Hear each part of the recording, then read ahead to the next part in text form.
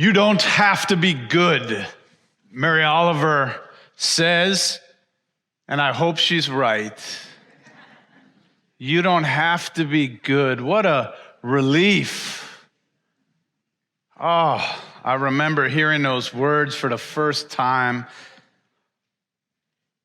because I'm in community with you, not because I think you're good. I hope you're a good person. I believe that you're striving to be a good person. But being good is not the reason that I have bound my life together with you and with this community. I promise to be in relationship with you, not because you're good, but because you suffer and I suffer.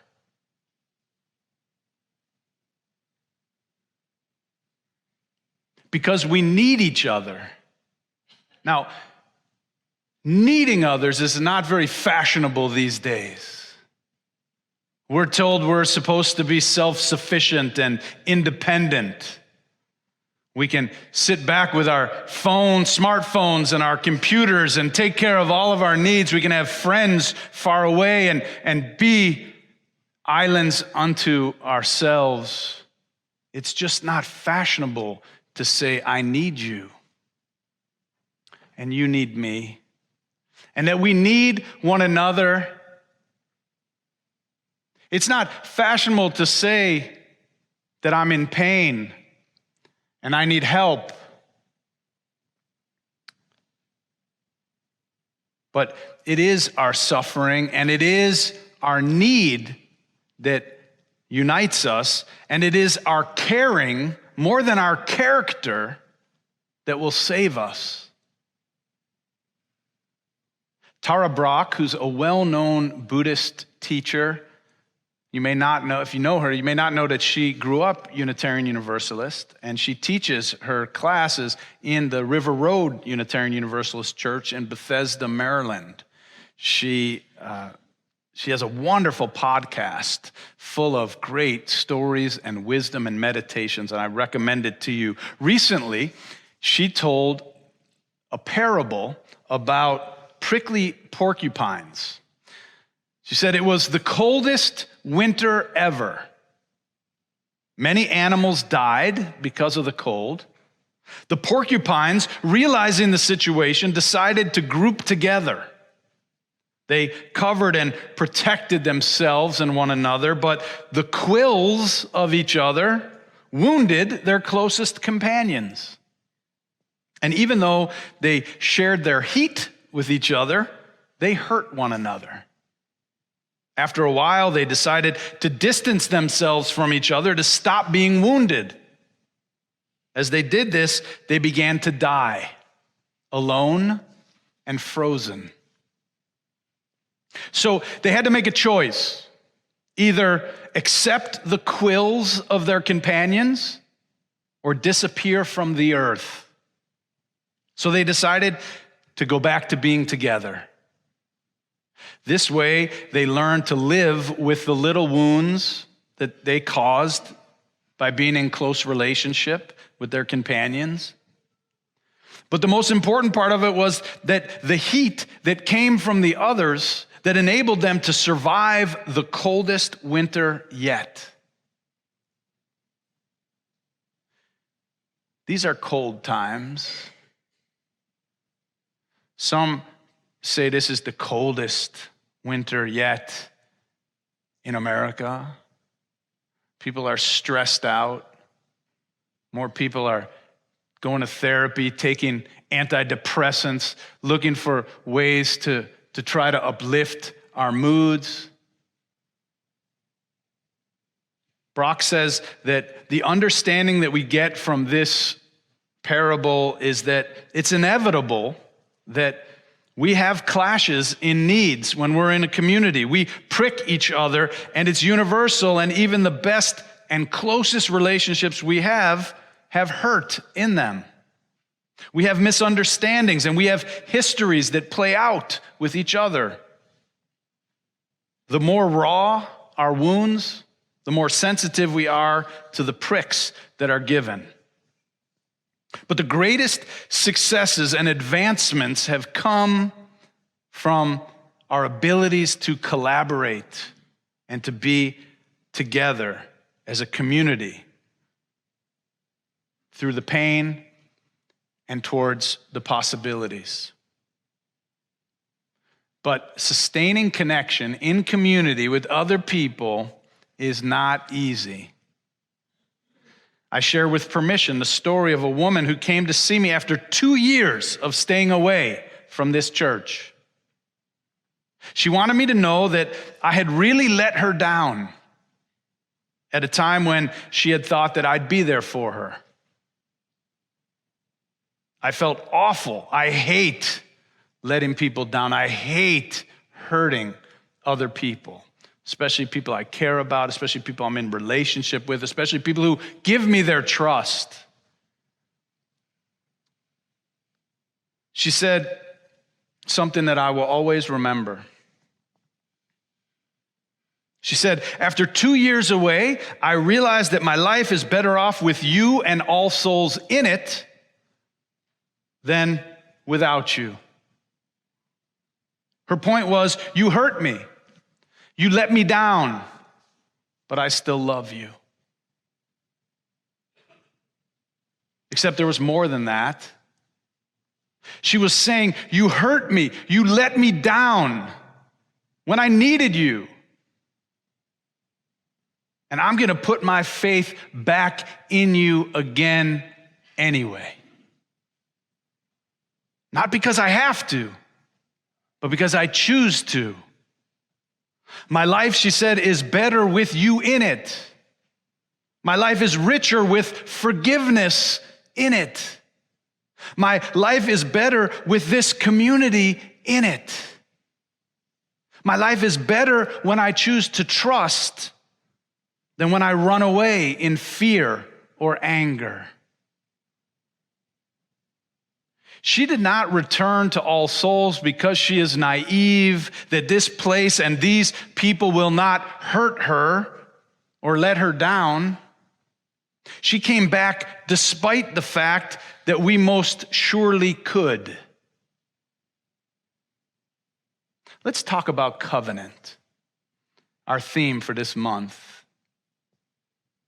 I'm not going to start with the Bible, which I could because it begins with a covenant, a promise between God and humanity, a promise that is continually broken and continually renewed. Testament, as in the New and the Old Testament, means covenant. The Old Testament and the New Testament are two different promises between God and humanity.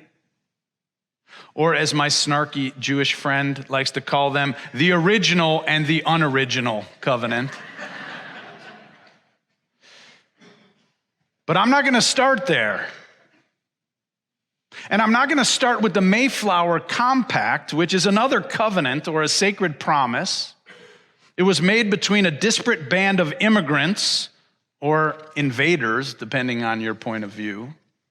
These were people who were fleeing for freedom and a better life, who made a promise to each other to support the common good of their community over their own self-interest. Nevertheless, half of them died during the first winter, many women and children. The grief must have been unbearable. Community of, I think, about 190 people, and half were dead before the end of the first winter. Only months into being here. And the ones who survived in no small part because of the native Wampanoag, who were not part of their formal covenant or any compact, but they helped these strangers out of the goodness of their hearts, out of their own humanity, seeing what was happening. The Pilgrim's Promise is often turned to as the foundation for congregational covenants like ours here at All Souls. We'll talk more about that as Thanksgiving approaches, but today I'm not going to start with the Bible, and I'm not going to start with the colonial compact. Instead, I want to draw our attention to the wild geese. The ones we see this time of year, like in Mary Oliver's poem, high in the clean blue air, heading home. Calling to us like life itself, harsh and exciting, over and over, announcing our place in the family of things. Maybe this is the larger question. Do we have a place in the family of things? What's so strange about us humans is that we don't really know or don't understand what is our place among creation. All the other beings seem to know what they're supposed to be doing, but we're the only creatures who don't seem to have a clue about what we're supposed to do and who we belong to. We have the freedom and we have the need to decide, what am I meant to do with this life? Who are my people? To whom do I belong? Wild geese, on the other hand, choose a mate and they stay together for life. Unlike many human couples, they apparently get it right the first time. They don't even date. We have apps and algorithms and all kinds of ways that we use to try to ensure a good, successful relationship. Geese stay together for life, and they work together to raise their young. They're highly social creatures and total team players with one another. They fly in formation, and they honk to encourage each other. When one gets sick or injured or shot down, two others from the flock stay with the ailing goose until it dies or until it can fly again. One goes down, two follow and stay as the rest of the flock goes on, but never leaving one of their own alone or sick. Geese don't die alone. We can learn a lot from them. They won't let one among them be sick by itself. They look out for each other. They fly in formation. We see it. The front geese catches the wind and the debris and the ashes and whatever's in the air and takes it as long as he or she can, and then folds back into the formation. So someone else comes forward, but they never break formation. And that's what it means to be in covenant with each other. We take turns. Sometimes we step forward and sometimes we step back, but we stay in formation. We stay in connection and community. Sometimes the young ones take the front. Sometimes it's the old guard that takes the lead. Sometimes it's us preachers praying and speaking out in front, and other times it's the environmental activists among us leading the way, the peace activists among us, and then the lawyers take their turn, and the artists and the musicians, and sometimes it's our gay brothers and sisters who lead us, and then it is our trans siblings who get out in front and show us the way. They take the heat for us so that we can follow, so that we can get in line, so that we can fall back, and then come forward, and we don't leave anybody on the side of the road. Sometimes it's our major donors who get in front and protect the community and don't let it fail. And sometimes it's the grassroots who have to come up from behind and make sure that we are going in the right direction. And that's how we fly in formation all together. We take it as long as we can, and then we fall back. But we always stay connected. We never stop flying together, and we take care of each other. Not because we're so good or so righteous, but because And it's not because we never hurt each other, but because we need each other. And we're courageous and we're wise enough to admit it. Because we choose to belong to each other. We choose not to be alone and not to let one another be alone. We've decided not to be segregated by race or generation or orientation or education or any other identification or even by belief. That's pretty radical stuff. It's easy to say. A lot of people say it. Not that many people dedicate themselves to try to live it. Our covenant says that when we can and when we're needed, we'll take the front. We'll break the headwinds for the others. It might mean serving on a board or teaching Sunday school for a while or volunteering in the kitchen or on Sunday mornings. It might mean giving what we can to keep this place going, to keep it strong for the future. We don't do it because we have to out of instinct or out of law. We do it because it's who we are. It's because it's the kind of world that we want to live in. Please know this. The ministers and the staff and the members of this community care deeply. If we have a problem with caring, it's that we care too much. And so, if you ever find yourself or someone who you know crossing their arms in anger about this place, about something that we've done or someone among us, if you know anyone who is sitting alone in despair or distress or in need, let us know. Don't let us fail.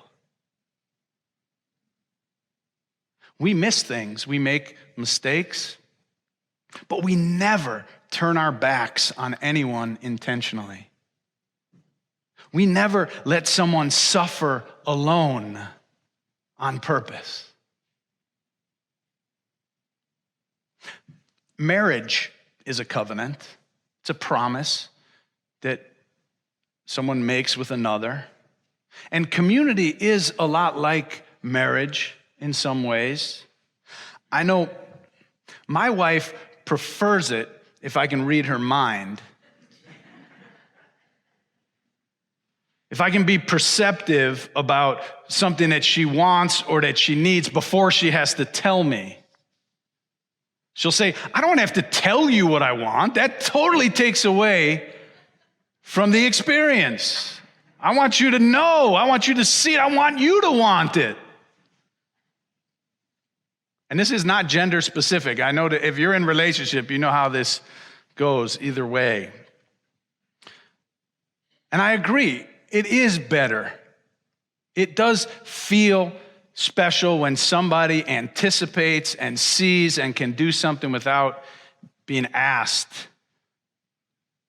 But we have to ask sometimes for what we need and what we want. Sometimes that's the only way that we're going to get it.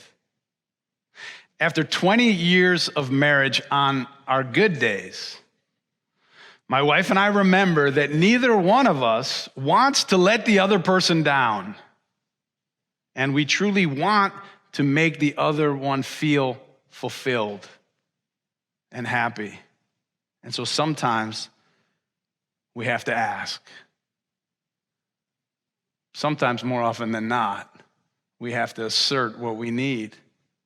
And when it comes to community, it's a lot like relationships. Sometimes we have to ask for what we need because when we do, we usually get it. And that's a win for everyone. Don't let us fail. Don't let your partner in relationship fail you. Give them the chance to get it right. We choose to bind our lives together here in this church community, not because we're so good. We're saved more by our caring than by our character. We join together because sometimes we need each other. And that's not weakness. It's called being a part of the family of things. It's called, this is what it feels like to be alive. And God, I'm so glad to have you in my life and to have us together in good times and in bad. And our life is so much richer and safer and livable when we're together. Nobody should suffer alone. Nobody should have to face the headwinds of life all by themselves. I cannot promise that I'll never hurt you, just as you cannot promise that you'll never hurt me. But we can promise that we will keep our arms and our hearts open to one another, that we can survive the coldest winters. We can survive even death itself as long as we don't let go of each other's hands. That's our covenant. I love you. Amen.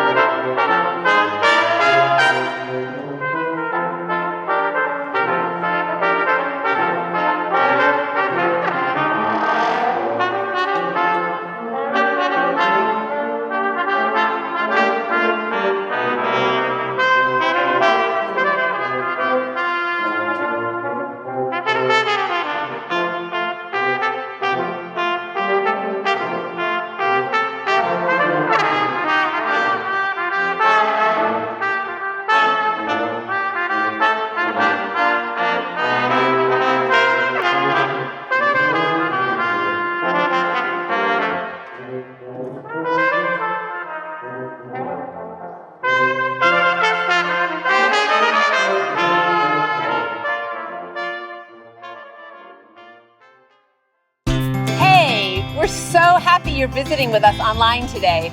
We love connecting with people all across the country and around the world, sharing our powerful message of love beyond belief.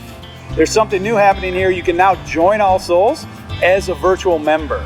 Our virtual membership is designed for friends who live outside of Tulsa, Oklahoma, and who want to engage with All Souls in a meaningful way. You can be part of an expanding family, a global family really, wherever you are. If you live in Oklahoma, Ohio, or Orange County, California, Canada, or Cameroon. By becoming a virtual member, you'll be able to deepen your connections with members and friends here in Tulsa and with members wherever you are.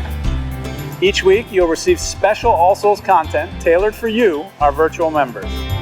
Virtual members have access to pastoral care, to personal prayers, and also receive invitations to exclusive web events. You can learn more, and if you're ready, you can become a virtual member today by visiting allsoulschurch.org/virtual membership. We're grateful our ministries are having a positive impact on your life, and we want to share the good news of love beyond belief with more and more people.